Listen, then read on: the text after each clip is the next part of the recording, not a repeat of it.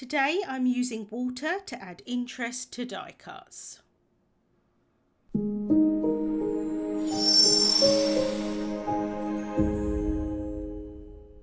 Hello there, Michelle Short here with Terrific Tags with Michelle. I'm here on the Altenew YouTube channel on the first and third Saturday of the month. So if you enjoy my videos, I'd love for you to subscribe. So let's get started. I'm using the beautiful new Crafter Flower Asters a layering die set today. There are 4 flowers in the set. I love the new packaging where the dies are on the plastic sheet rather than in the folder. I find that really helpful. So like I said, there are 4 flowers in the set and also some leaves as well. I'm not using one of the flowers today, and then also that kind of one that's on the stem, I am changing it a little bit. So I'm going to start off by adding some colour onto the petals. I'm using the Enchanted Garden Fresh Dye ink collection, but I'm not using the darkest shade of that collection. I'm using the darkest shade from the Shades of Purple collection.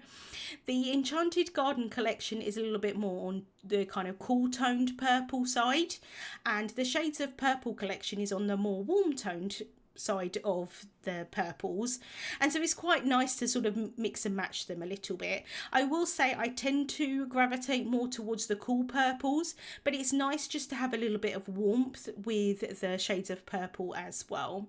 So I'm starting off with the lightest shade, which is Wisteria, and I want to focus this colour towards the centre of the petals. I do find in general that most flowers tend to have a slightly darker centre and then fade out a little bit to the tips of the petals being lighter. I know that some flowers do the complete opposite and have darker tips and then a lighter centre, but I tend mainly just to go with a kind of darker middle. So I'm lightening up the pressure when I get to the tips of the petals. So you can see that even with this light layer, the tips of these petals are lighter than the middle section. I have all of my pieces die cut from Classic Crest £110 Solar White cardstock, and I've placed them on my sticky mat. They are moving around a little bit. That is because, as you can see, these petals are really very thin, so there's not a huge amount of surface area to actually stick to the sticky mat. I am using the low tack sticky mat. If I'd used one of the ultra sticky ones, they may have stuck a little bit more, but I'm not too worried. As long as they stay mainly in place, it's not too much of an issue. You can see that I'm moving this one a little bit, but for the most part they're kind of still staying in place for me to add the ink on top. So I went in with the second layer, which was the hydrangea, and now I'm going in with ultraviolet, and I'm still using the mini blending brush here. Again, just focusing that colour into the centre of these petals. And I do tend to dab off the excess ink as I go. The idea would be that I would pick it up again from the sticky mat, but I'll be honest, sometimes I do forget to do that. So now for the darkest shade, I'm going in with the Midnight Violet from the Shades of Purple collection, and I'm using a micro blending brush here.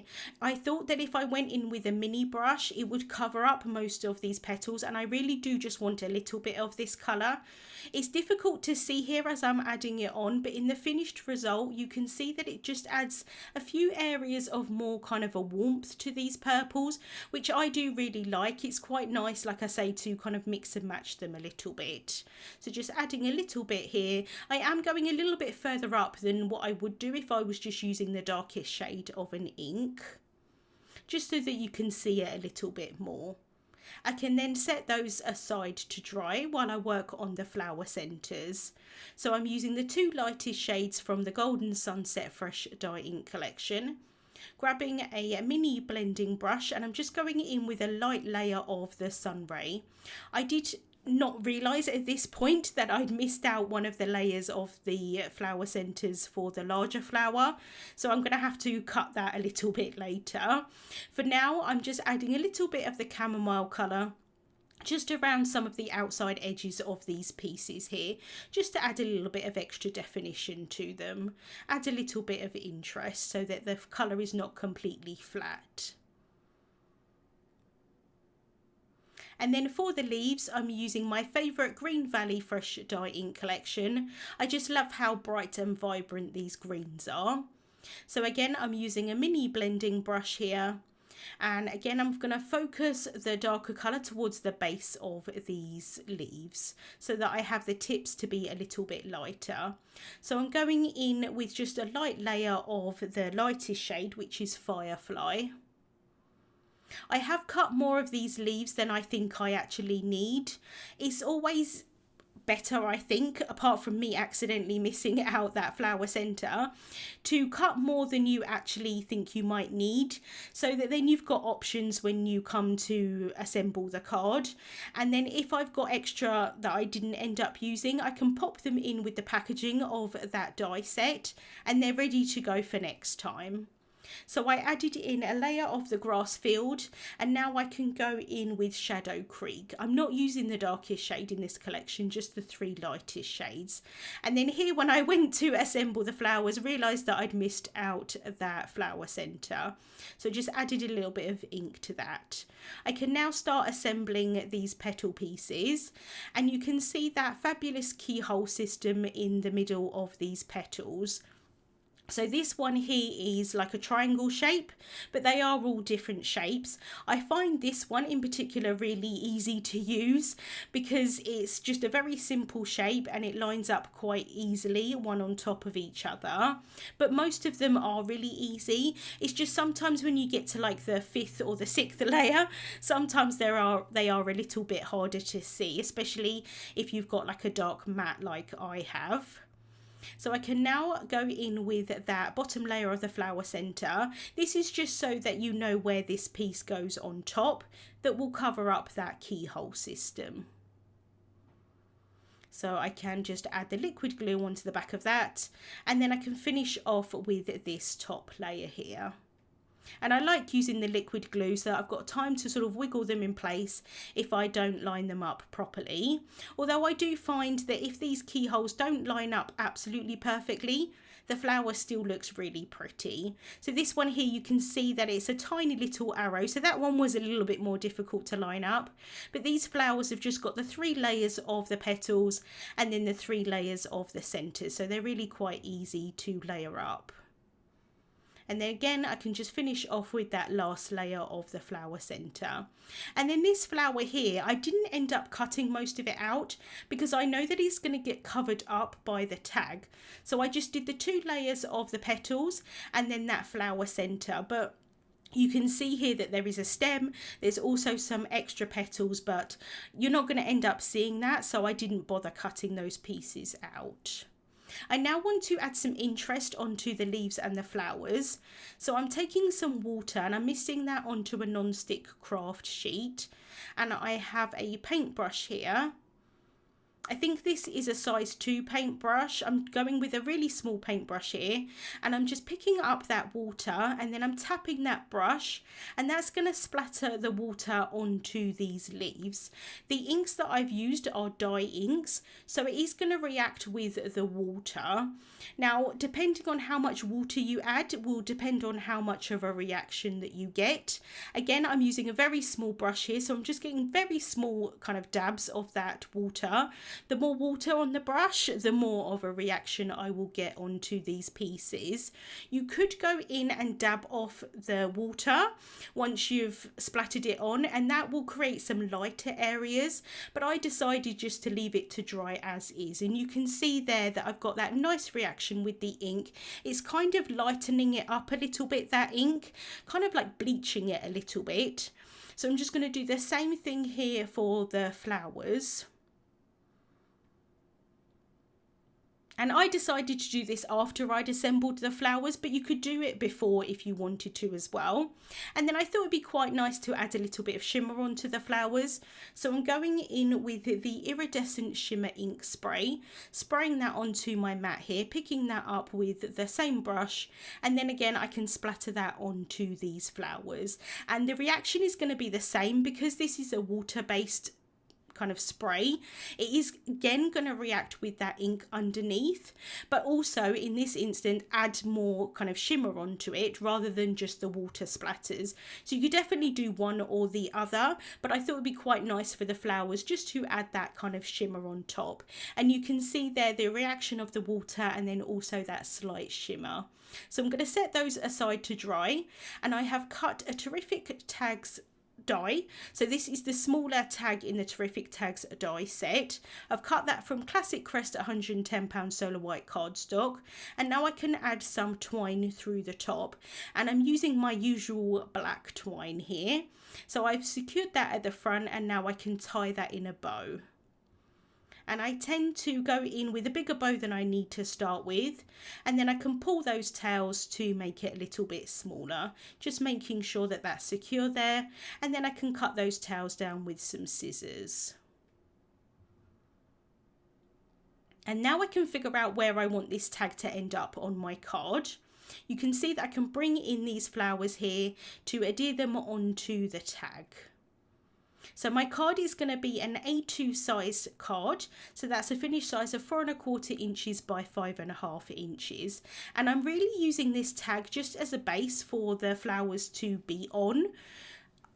I don't really need the tag necessarily, but it's quite nice just to add that extra layer and that kind of slight extra interest onto the card. You don't see it that well because it's white on white, but I quite like that as well, and then have the flowers pop. So I've placed a little bit of liquid glue onto the back of these flowers, and I'm just placing them down here onto the tag. And I just placed them down very lightly to start with because I wasn't sure if I needed to move this flower afterwards. And as you can see, I did want to move it a little bit just so that it wasn't too covered up by that flower on the right hand side. I'm doing it on top of my card base here so that I can try and have it so that the flowers overlap kind of equal sides on either side of this tag so that they'll be centered on the card. But now I can bring in my leaves, and I realised that I needed to cut some of these down so I can pop them behind the petals here. And I thought it would be easier for me to do this without being on the card in case I accidentally stick these onto the card rather than onto the tag. So I'm just adding that liquid glue just onto the base of these leaves. And then I can cut this one down because I knew that this was going to be way too big for my design. So I can cut those in half, and then I can pop this behind this piece of flower here as well, and then lift up that twine there just so that it's in front of the leaf. And then, like I say, I'm kind of just figuring out here my design, so I'm cutting some of these leaves down, seeing where I think they look best. And I think that would look quite nice there, so I'm going to add a little bit of glue onto the base of that, and then I can pop that down. And then I can bring the tag back onto the card so that I can see what that's going to look like. Just moving that leaf a little bit. That's the great thing about the liquid glue. You've got time to move things if you need to. And then I thought it would be quite nice to add another one here. So just checking that that's going to look okay. I can add some liquid glue onto that. And this was a little bit fiddly here for me to get this underneath of these petals. So I'm just going to lift those up so that I can pop that leaf down. And then I can bring that back onto the card again. And this is where this piece is going to end up, kind of underneath the top of the tag. I thought it would be quite nice not to have them all on the tag. And so you kind of see a little bit more of the top of that tag. So I can add some liquid glue onto the back of that, and then I can stick that down. And then I kept thinking that I would add a leaf down here. In the end I didn't, but I do think it would have looked quite nice as well.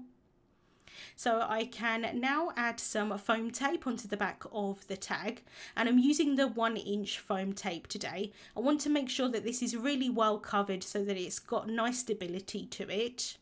But I don't want to add foam tape in the top right hand corner because that's where it's going to overlap that flower, and that's already 3 layers of cardstock, so it's going to be a bit too bulky if I add the foam tape on top and it's not going to lay flat.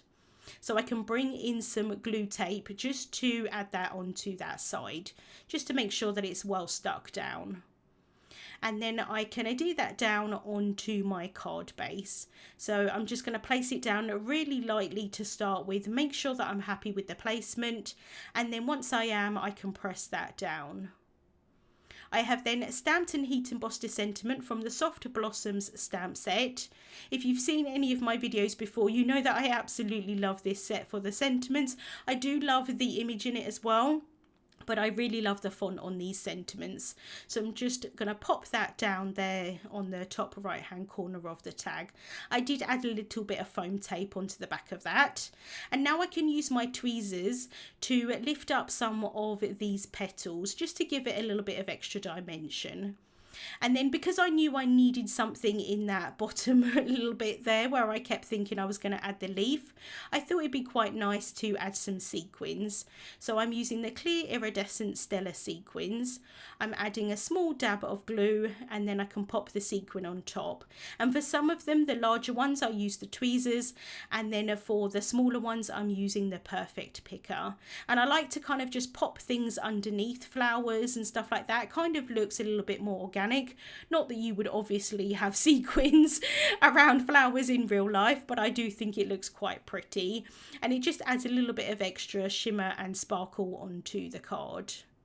So I can just finish off with this last one here. And that is the card finished for today. I really love how that splatter of the water and the shimmer spray looks onto the flowers, and it's an easy technique that I think we often forget about. Links to the products that I used will be listed in the description bar on YouTube and also over on the Altenew blog. Thank you so much for watching, and I hope you have a wonderful day. Wait, we have more where that came from. If you're after fabulous card making tutorials, you are definitely in the right spot. Our amazing design team create and upload fabulous video tutorials right to this YouTube channel.